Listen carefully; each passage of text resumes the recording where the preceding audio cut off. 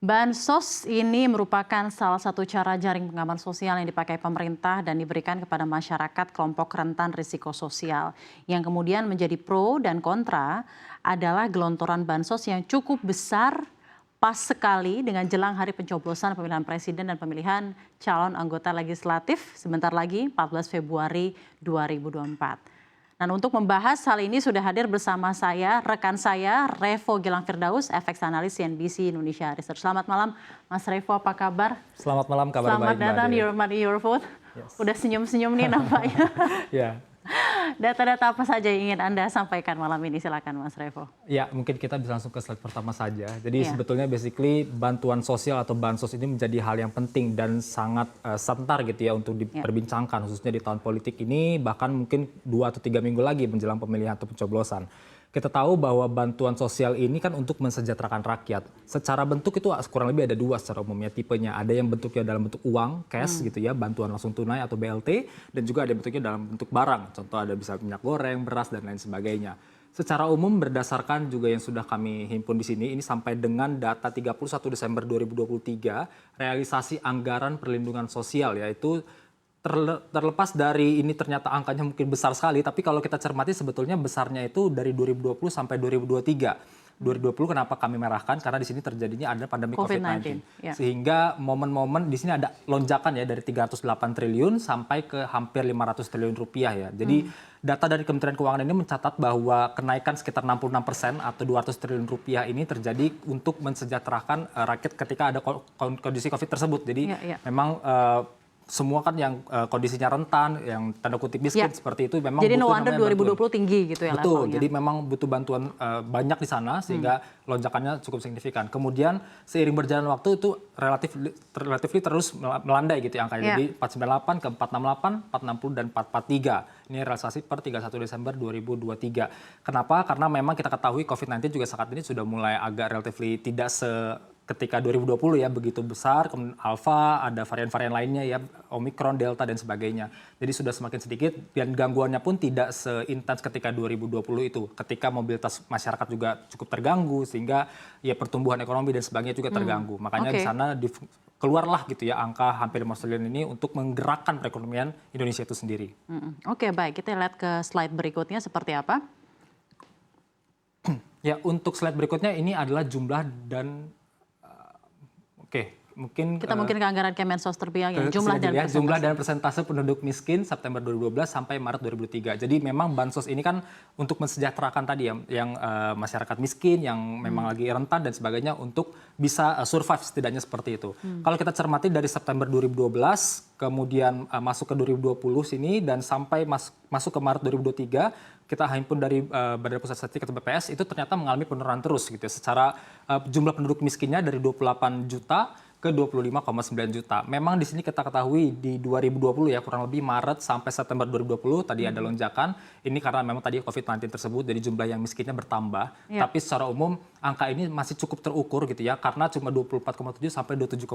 Sementara kalau tadi ternyata tidak sampai 498 triliun anggaran yang digelontorkan untuk mengatasi hal ini saya rasa bisa di atas 28-29 juta jiwa gitu ya. Makanya ini memang sangat bagus banget ya. Jadi Presiden dan pemerintah tahu ketika kondisi krisis seperti ini gitu ya, resesi seperti ini gitu ya, ini disinilah momen kita keluar BLT dan sebagainya. Tadi untuk bansos ini dari Januari sampai Maret itu jumlahnya di berapa ya? Yang dari 11,825 T ya?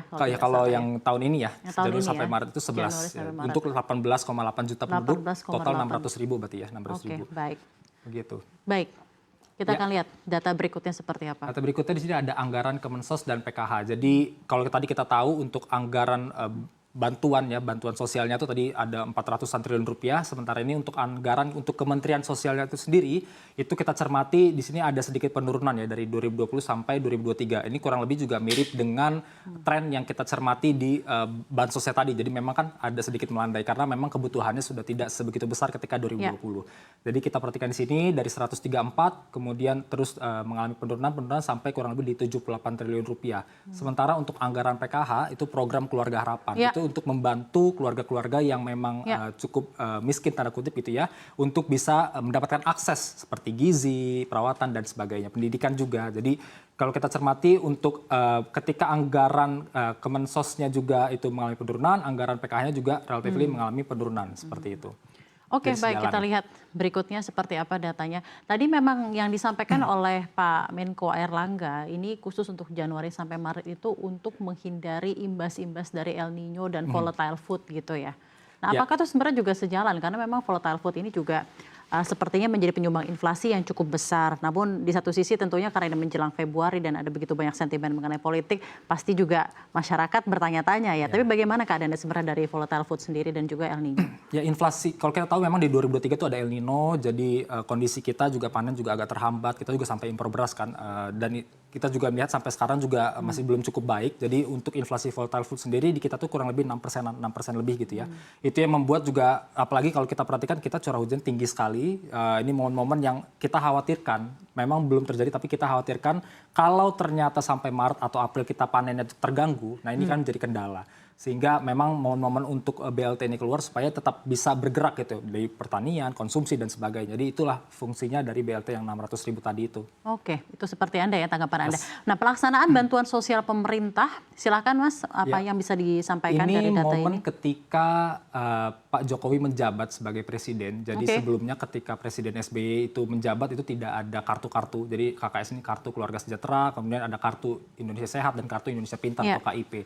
Ini momen ketika karena memang Pak Presiden Jokowi pada saat itu lebih atau kritis terhadap BLT. Jadi bukan untuk lebih ke menyuap, tetapi dalam hal ini lebih ke kartu-kartu yang dikeluarkan. Jadi KKS, daripada KIS, bantuan dan langsung KIP. tunai. Betul. Tapi memang kalau kita bicara seiring berjalannya waktu kan tidak bisa hanya kartu saja, tapi juga ujungnya ada BLT yang tunai, kemudian ada migor, ada beras dan lain sebagainya. Nah, untuk Januari sampai Maret ini bantuan langsung tunai dan beras ya kalau tidak salah ya tadi ya untuk bansosnya. Iya, jadi tapi memang secara umum kita lebih ke yang 11 triliunnya itu adalah maksud bantuan langsung tunai. Kayak tadi momen untuk volatile food dan lain sebagainya. Mungkin kalau kita nanti bisa kita tanyakan juga ya bagaimana tanggapan dari masing-masing paslon ya. Kenapa tiba-tiba ada bantuan langsung tunai? Karena biasanya dalam rezim pemerintahan Pak Jokowi selalu biasanya most likely adalah pemberian kartu-kartu ya yang bisa ditukarkan gitu ya dalam hal ini ya. Baik. Ini kalau kita cermati mungkin sedikit dari target dan capaiannya ini per 2018 ya. Ini kita cermati memang sudah hampir ya. Jadi capaiannya itu sudah hampir mendekati target. Jadi saya rasa untuk sekarang mungkin sudah sesuai dengan targetnya untuk data 2023-2024 ini gitu ya.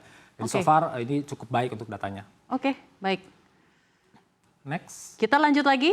Apalagi yang bisa kita baca? Kalau kita cermati untuk visi misi dari para capres dan cawapres ini secara umum basically kalau kita baca dari visi misi dari ketiga dokumen capres-cawapres ini secara umum tetap untuk ingin mensejahterakan rakyat.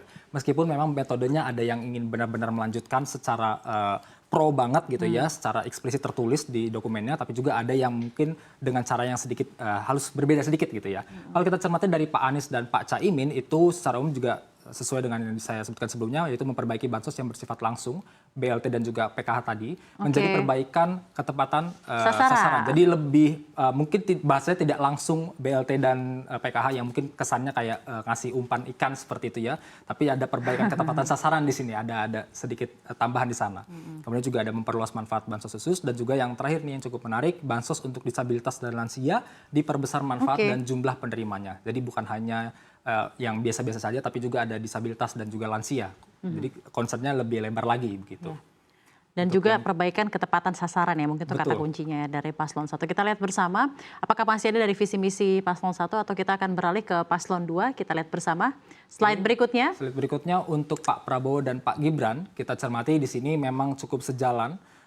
Yang pertama memberi makan siang dan susu gratis, ini juga sudah kita perhatikan bersama ya di pemberitaan. Kemudian yang kedua melanjutkan BLT, melanjutkan PKH juga, dana desa subsidi pupuk, dan bantuan pangan non-tunai. Jadi ini sejalan dengan yang sebelumnya yang Pak Presiden Jokowi juga sudah lakukan selama ini, 9-10 tahun terakhir ini, kepemimpinannya, BLT, PKH, dan lain sebagainya.